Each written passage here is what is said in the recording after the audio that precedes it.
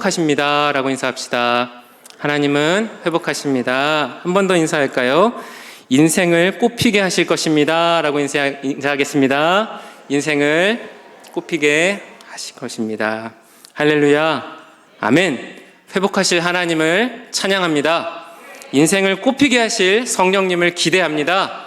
이 자리에 계신 우리 예수님을 찬양합니다. 함께 오늘 말씀을 나누겠습니다. 사랑하는 성도 여러분, 혹시 이연이라고 하는 유튜버를 아십니까? 아마 젊은 분들은 아실 수도 있을 텐데요. 이 유튜버는 소묘, 그림을 그리는 유튜버입니다. 그런데 이 그림을 주로 스케치, 소묘라고 하죠. 이 그림을 그리면서 인생에 대한 이야기들을 합니다. 그래서 다른 사람이 저를 판단하는데 제 마음을 어떻게 다스려야 하나요? 그런 이야기들을 하고, 연애를 할 때 상처를 받으면 어떻게 하나요? 이런 이야기들을 담담하고 그리고 소소하게 나눕니다. 그런데 이 사람이 얼마 전에 책을 냈습니다. 그런데 이 책을 읽어보는데요, 크리스천은 아닌 것 같은데요, 믿음의 요소의 파편을 가지고 있다는 생각이 들었어요. 함께 그 내용을 제가 읽어보겠습니다. 내가 이 크리에이터, 창작자입니다. 내가 용기를 냈듯이 독자 여러분들도 용기를 내시기를 바랍니다. 세상 많은 일은 믿음을 씨앗으로 사실이 됩니다. 뭔가 성경의 설교 같죠? 당장 오늘부터라도 자신을 창작자라고 믿는 일을 해보세요. 그게 터무니없어 보이겠지만 큰 도움이 됩니다. 그 시작은 하찮고 보잘것없어 보일지라도 당신의 세계를 확장시켜 줄 것이고, 때로는 완전히 다른 세계로 데려가 줄 것이기 때문입니다 라는 내용입니다. 근데 열심히 읽어봐도 그리스도인은 아닌 것 같아요. 하지만 이 비그리스도인임에도 불구하고 이 구절이요, 세상 많은 일은 믿음을 씨앗으로 사실이 됩니다, 이런 얘기를 하면서, 그러니까 여러분 두려워하지 마세요, 이런 이야기로 사람들의 마음을 다독입니다. 그런데 저는 이런 비그리스도인들조차도 이 믿음의 위력을 이렇게 알고 있는데, 저와 우리 성도 여러분들도 예수님을 믿는 선명한 믿음을 더 가지고 있지 않습니까? 그렇다면 우리가 인생을 대할 때 이렇게 두려워하는 것은 하나님이 주시는 마음이 아니겠다라는 생각이 들었습니다. 하나님은 디모데후서에 하나님이 우리에게 주신 것은 두려워하는 마음이 아니요 능력과 사랑과 절제하는 마음이라고 하셨기 때문입니다. 오늘 말씀에서 우리가 인생에서 만날 수 있는 두려움을 어떻게 다루어야 하는지 함께 보겠습니다. 오늘 본문 22절과 23절 함께 같이 읽어보겠습니다. 시작. 예수께서 즉시 제자들을 재촉하사 자기가 무리를 보내는 동안에 배를 타고 앞서 건너편으로 가게 하시고, 무리를 보내신 후에 기도하러 따로 산에 올라가시니라. 저물매 거기 혼자 계시더니. 네, 오늘 말씀의 전문맥은 유명한 오병이어의 말씀입니다. 그리고 사람들은 예수님께서 직접 돌려보내는 이야기가 오늘 방금 읽으신 22절에 나오죠. 예수님이 사람들을 돌려보내는 동안 제자들은 배를 타고 건너편으로 가야 했습니다. 그동안 예수님은 제자들과 떨어져서 기도를 하러 들어가셨습니다. 23절에 이제 그리고 그곳에 혼자 계시게 됩니다. 그리고 24절 이렇게 나와 있죠. 또 한번 읽어볼까요? 시작. 배가 이미 육지에서 술이나 떠나서 바람이 거스름으로 물결로 말미암아 고난을 당하더라. 23절까지는 이제 예수님께서 오병이어를 마치고 이제 제자들을 먼저 반대편 바다로 떠나보내면서 새로운 예수님의 시나리오가 펼쳐질 것처럼 보였습니다. 그런데 제자들이 바다에서 고난을 당하는 일이 벌어집니다.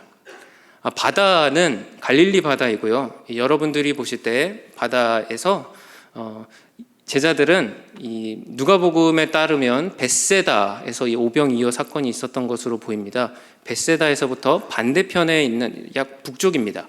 이 게네사렛, 또 오늘 말씀에 같은 장 34절에 보시면 게네사렛 땅으로 이동을 하게 됐기 때문에 이 갈릴리 바다의 윗부분을 가로지르게 됩니다. 그런데 이곳에서 바람이 반대 방향으로 불게 되면서 바다 한가운데서 오도 가도 못하는 상황이 된 것이죠. 소용돌이 치는 하얀 파도를 보고요, 이 바람 속에서 서로의 말소리도 제대로 들리지 않으면서 거기를 좀 잡아봐, 어떻게 좀 해봐 라는 사람들의 소리로 아우성이 되었을 것입니다. 제자들은 이런 고난을 한번 겪은 적이 있습니다. 그때는 그런데 배에 예수님이 타고 계셨죠. 그래서 예수님, 이 바다를 좀 어떻게 해주십시오.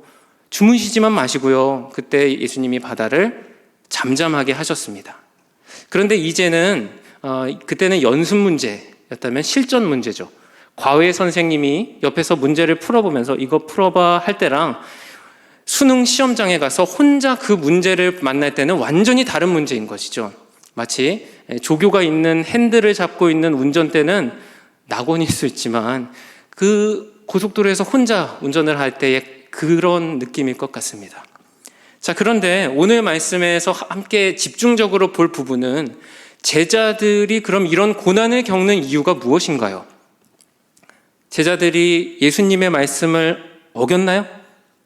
오늘 말씀 읽으신 것처럼 예수님은 홀로 기도하러 가셨고 첫 절 22절에 내가 사람들을 돌려보낼 테니 그동안 너희는 배를 타고 건너가라 라고 하셨어요. 예수님의 말씀에 그대로 따랐어요. 순종했는데 바다 한가운데서 예수님도 없이 죽을 위기에 처한 것이라는 점입니다. 왜일까요?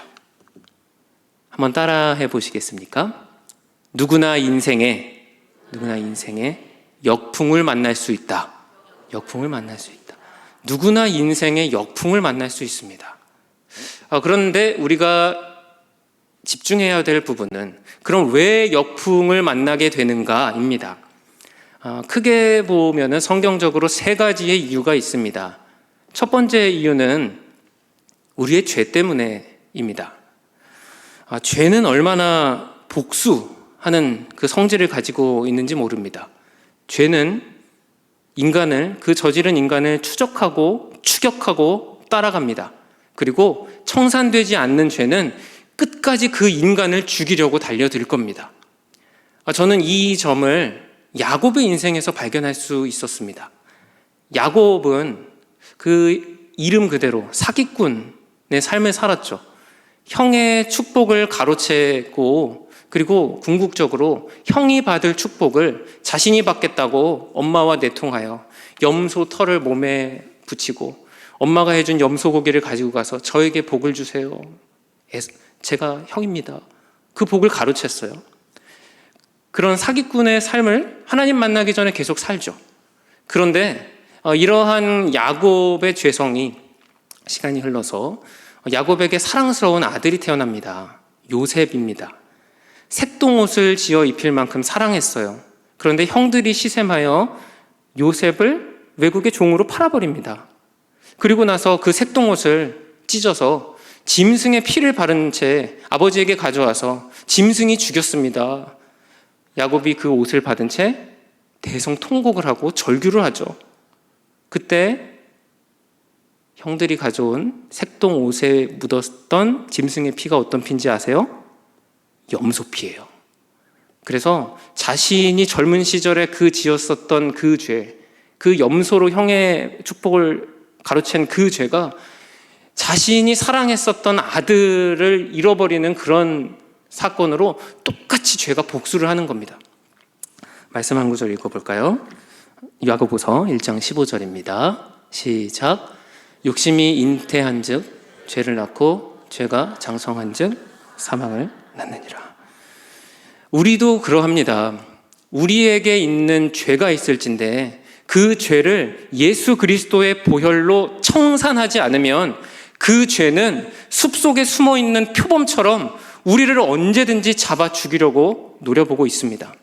사랑하는 성도 여러분, 이제 2024년에 제가 첫 금요 기도회 설교를 하게 되었어요. 이 자리에 또 첫 금요 기도회라 더 많은 분들이 오신 것 같습니다.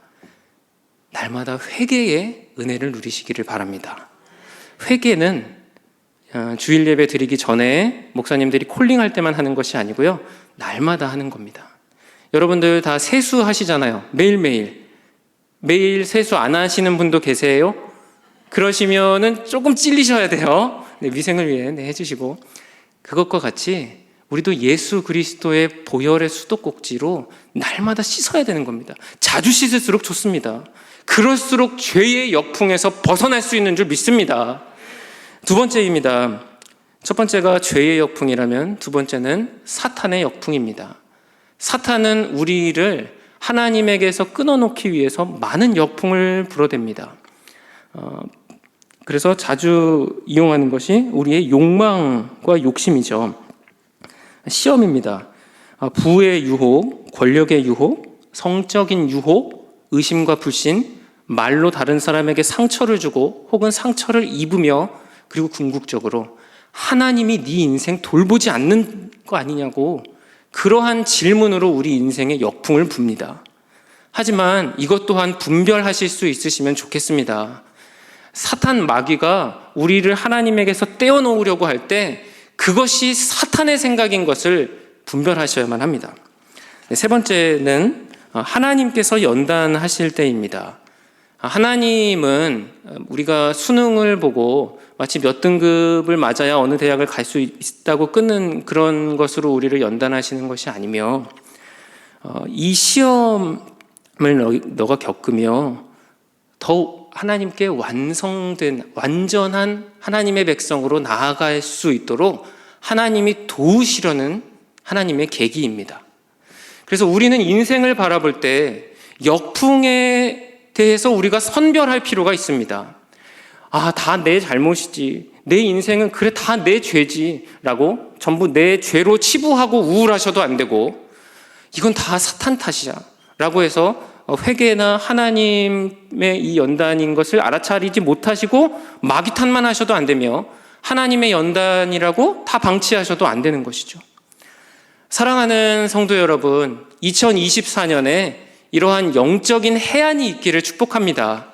우리에게 이런 분별력을 갖출 수 있는 것은 말씀과 예배, 기도를 통해서만 가질 수 있는 것이거든요. 그러므로 이제 2024년 금요기도에 이렇게 많이 오시지 않으셨습니까? 이 예배를 사수하시길 축복합니다.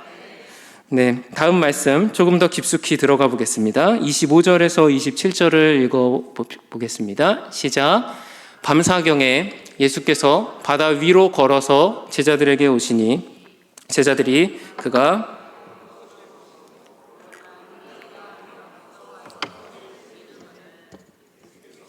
즉시 이르시되 안심하라 나니 두려워하지 말라. 밤 25절에 보시면 밤 사경에 예수께서 바다 위로 걸어서 이제 제자들에게 오고 계십니다. 사경이라는 시간은 우리 시간으로 3시에서 6시 정도입니다. 예수님은 밤을 새셔서 또 기도를 하시고 제자들에게 오고 계신 것이죠. 그런데 제자들은 이런 어려움에, 이 파도라고 하는 바다라는 어려움에 처해 있기 때문에 예수님이 기도를 마치시고 성령 충만하셔서 걸어오시는 모습을 유령의 모습으로 보았습니다. 유령이다, 이제는 배 때문에 죽을 지경인데 귀신까지 나타났네, 아이고 환장하겠네, 이제 이런 마음이었겠죠. 그리고 막 소리를 질렀을 겁니다. 그런데 저도 말씀을 묵상하며 웃었거든요. 제자들은 왜 이래? 그런데 말씀을 계속 묵상해 보니까 이 모습이 바로 저의 모습이고 우리의 모습이라는 생각이 들었습니다. 제자들은 이 파도에, 바다의 어려움에 죽을 지경이었죠. 그런데 예수님이 구원하시기 위해 오시고 계시는데 구원하시는 예수님의 모습을 유령이라고 보았어요. 우리의 삶 또한 비슷하지 않으십니까? 우리 또한 우리 삶에 수많은 역풍과 삶의 고난들이 있으시잖아요. 그런데 예수님이 구원하시러 걸어오시는 것처럼 하나님이 우리에게 그 구원과 은혜를 베푸시려고 일하시며 오고 계시는데 우리는 그 하나님의 임재를 보지 못하고 인생을 보며 하나님 어디 갔냐고, 하나님 없다고, 내 인생 다 귀신천지 같아 이러면서 우리 제자들에게 그런데 예수님께서 이런 어리석음에도 불구하고 이렇게 말씀하십니다. 함께 읽겠습니다. 27절입니다. 시작. 예수께서 즉시 이르시되 안심하라 나니 두려워하지 말라. 안심하라 나니 두려워하지 말라. 저는 이 말씀 읽으면서 저는 예수님의 공감 능력이 좀 떨어지시는 게 아닌가요? 이런 생각이 들었어요.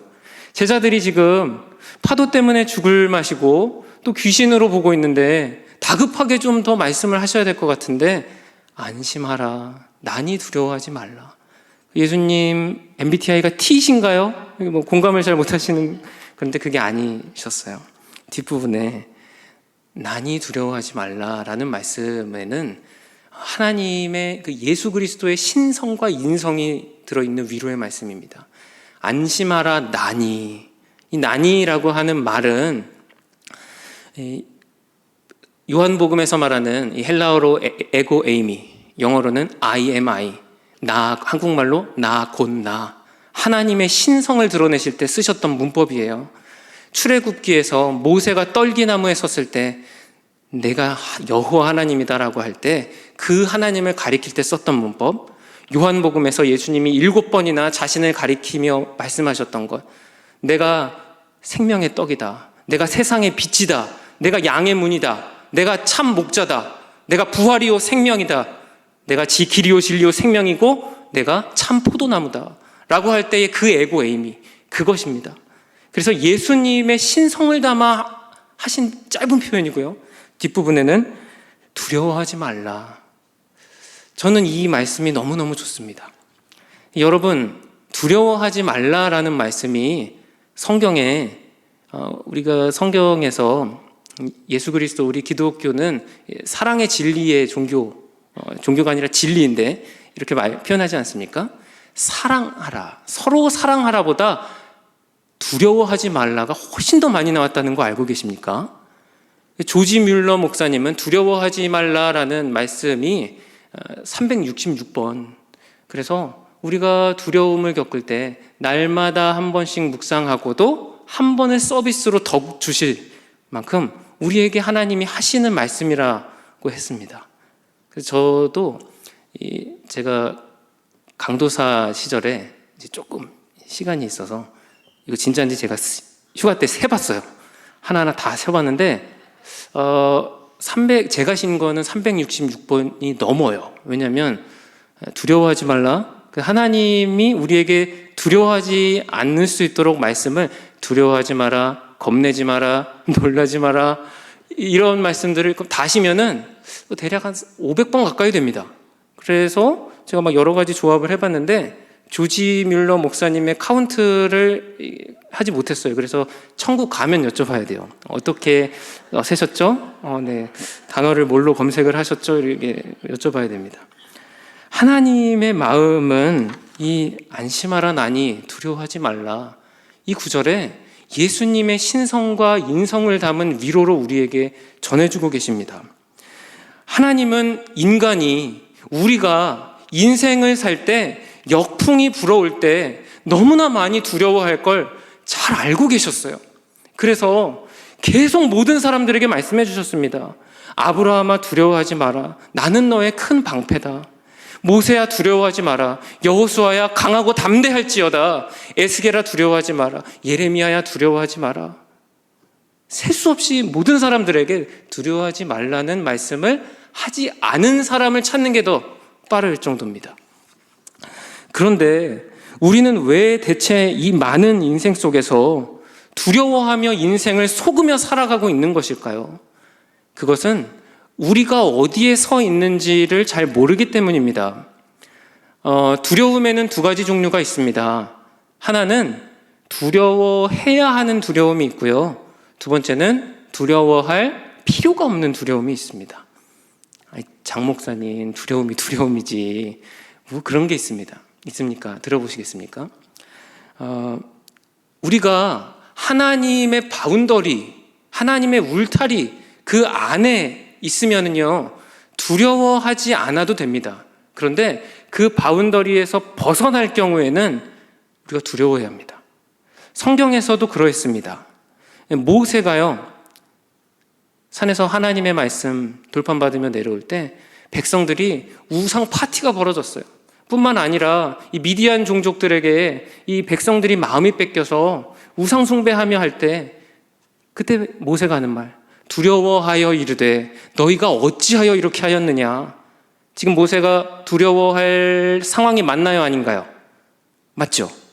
두려워하지 말라라는 말씀이 그럼 이런 상황에서도 두려워하지 말라는 것이 아닐 거지 않습니까?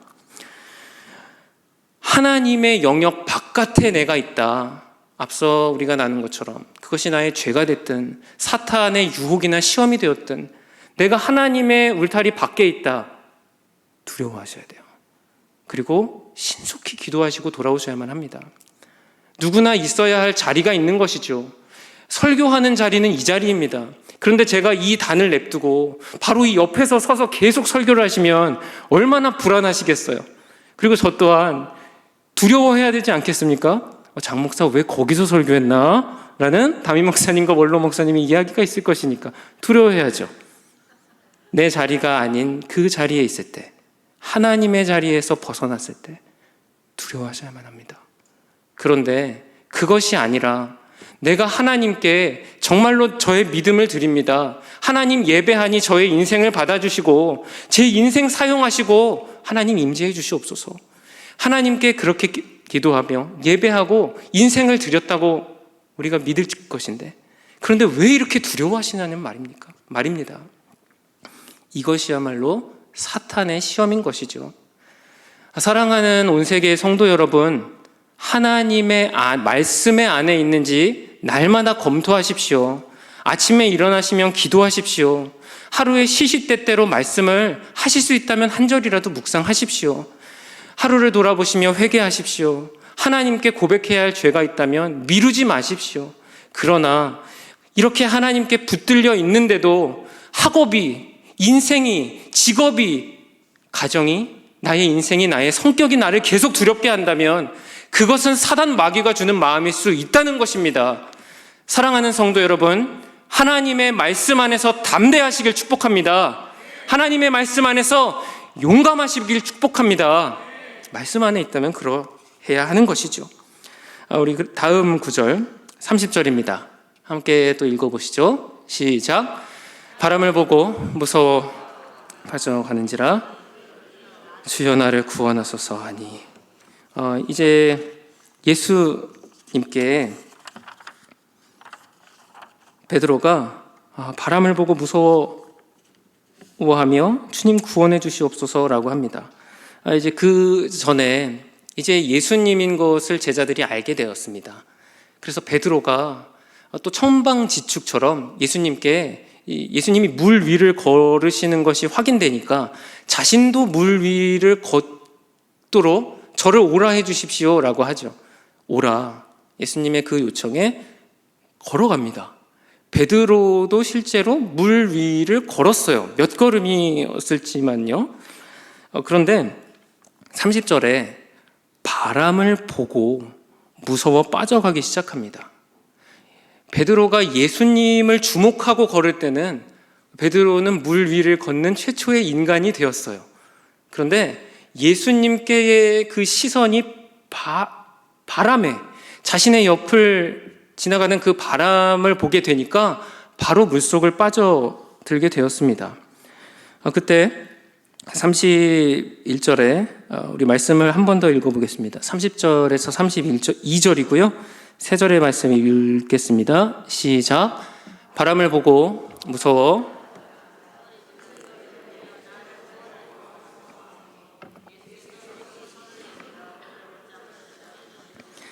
믿음이 작은 자여 왜 의심하였느냐 하시고 배에 함께 오름에 바람이 그치는지라. 아멘. 이 베드로가 예수님은 살짝 어이가 없으셨을 수도 있겠다는 생각이 들어요. 예수님, 저도 물 위를 걷고 싶습니다. 이 상황에서 이 말이 얼마나 이상합니까? 그런데 예수님은 베드로를 너무 사랑하셨어요. 왜냐하면 이 베드로가 지금은 이런 천방지축일지 몰라도 베드로가 예수님이 십자가를 지시고 부활하신 이후에 교회의 지도자가 될 것을 예수님은 알고 계셨기 때문입니다. 그래서 예수님은 베드로를 더 성장시켜 주시기로 하셨어요. 걸어오라. 베드로가 빠져들 것 아셨어요. 그걸 보시며 아셨다는 증거가 이렇게 말씀하시는 것이죠. 믿음이 적은 자여 왜 의심하였느냐. 예수님은 베드로의 믿음을 알고 계셨습니다. 그런데 저는 오늘 말씀에서 물론 작은 자여 왜 의심하였느냐는 예수님의 책망의 구절이 맞습니다. 그런데 이 구절은 예수님의 사랑이 담긴 책망입니다. 여러분, 믿음이 적은 자, 믿음이 적다, 이게 가능하다고 생각하십니까? 구약적으로요, 믿음이 있는 거 아니면 없는 겁니다. 그래서 믿음이 있는데 너는 한 3분의 2 정도 있다, 혹은 너는 믿음이 좀 부족하구나 라는 표현은 구약에서 보셨나요? 한 번도 안 나와요. 믿음은 있다 없다 아니면 끝입니다. 그래서 믿음이 있는 자는 하나님의 백성이 되는 것이고 없는 자는 실패하는 것이에요. 그런데 예수님은 지금 이 파도 속에서 베드로를 보시며 새로운 문법을 창조하고 계세요. 마치 앞서 신성과 인성의 문법을 사용하신 것처럼 베드로에게, 베드로야, 너는 믿음이 있긴 있는데 좀 적다. 그런데 이 믿음이 적다는 표현은 구약적으로 본다면 그래, 너는 믿음이 없어서 물에 빠지는 것으로 끝이겠지. 하지만 나는 너가 그대로 믿음이 없는 채로 이렇게 있는 것을 정말로 원하지 않아.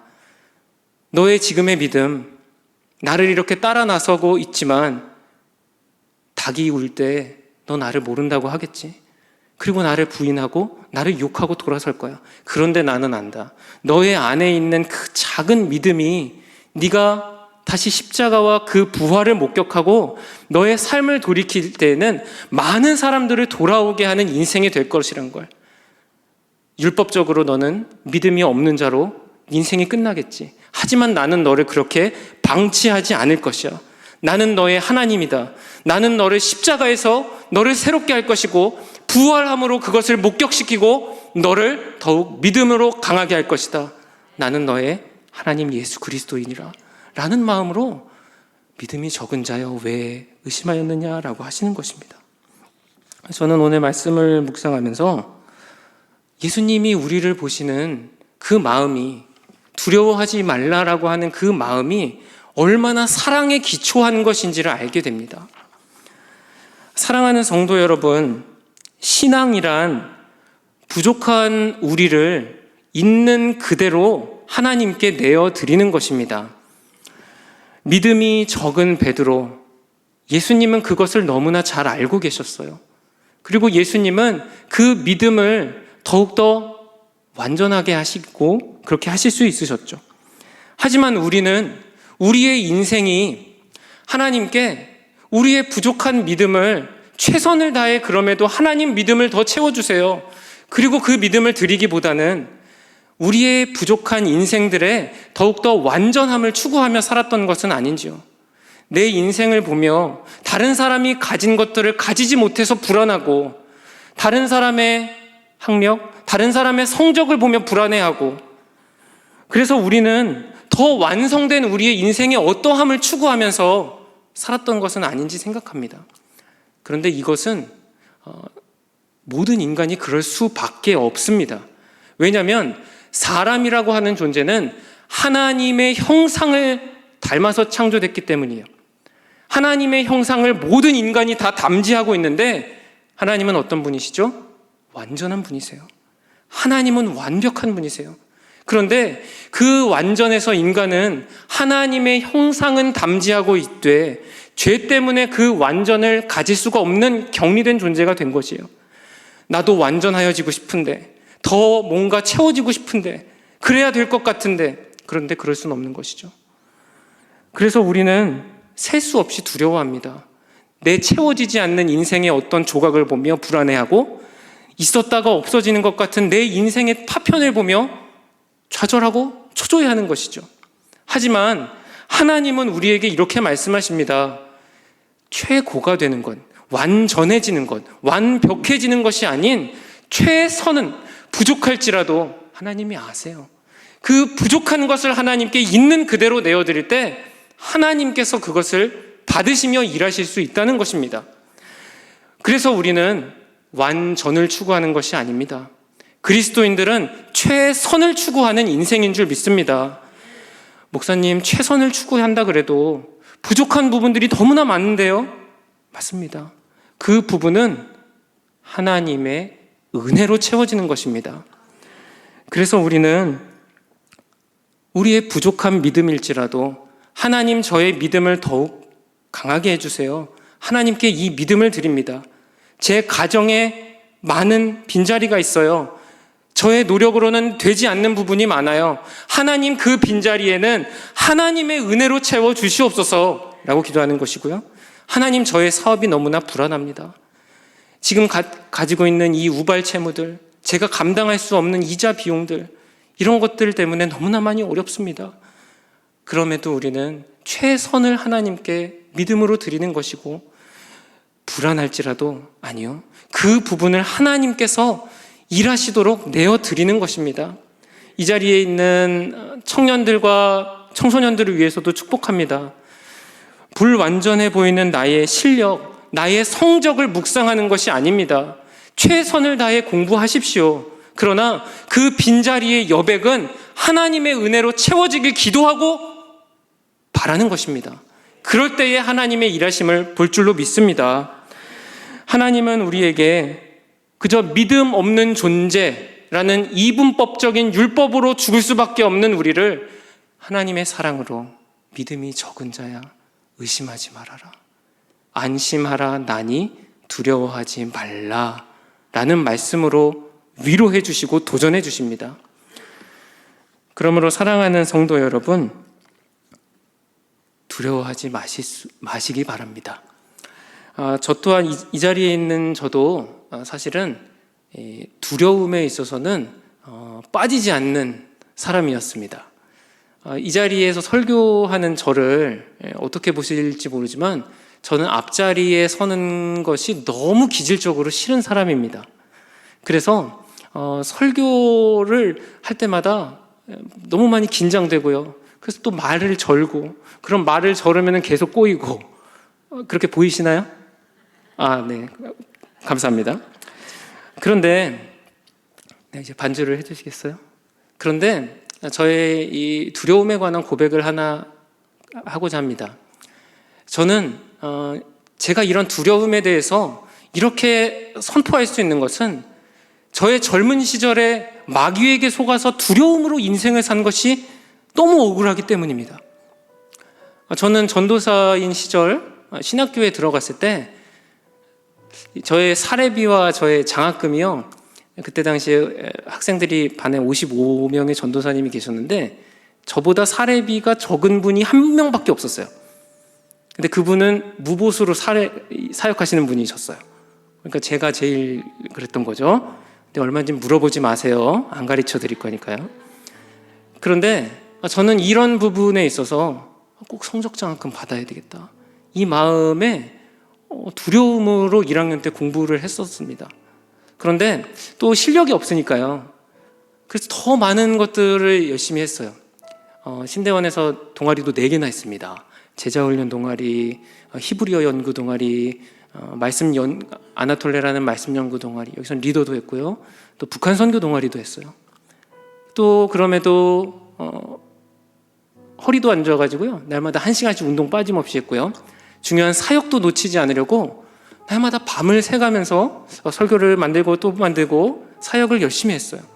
그런데 이렇게 사역을 하는 중에 지칠 수밖에 없는 저의 몸이 이제는 가라앉지 않는 증상이 있었습니다.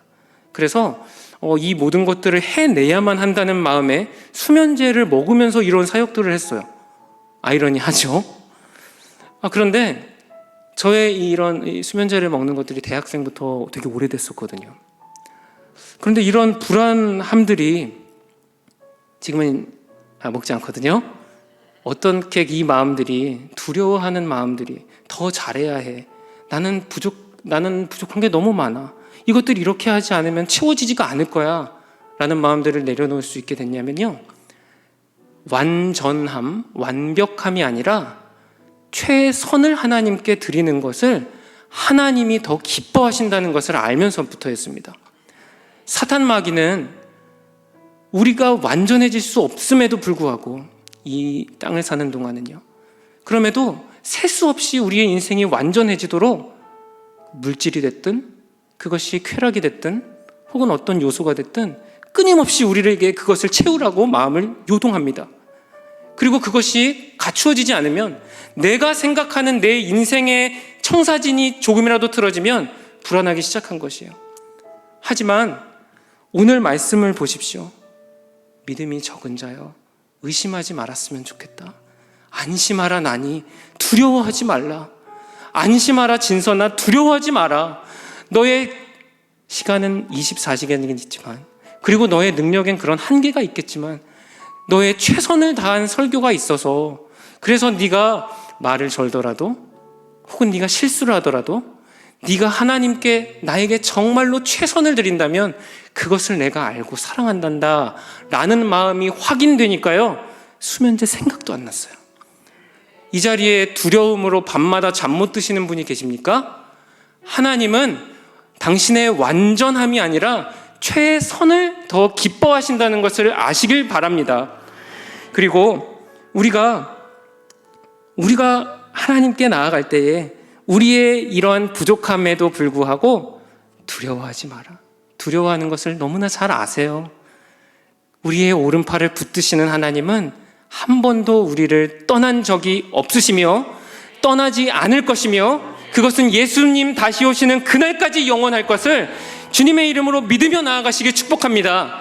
예수 그리스도의 이름으로 명하노니 두려워하는 영은 떠날지어다. 잠을 못 자게 하는 영들은 떠나갈지어다.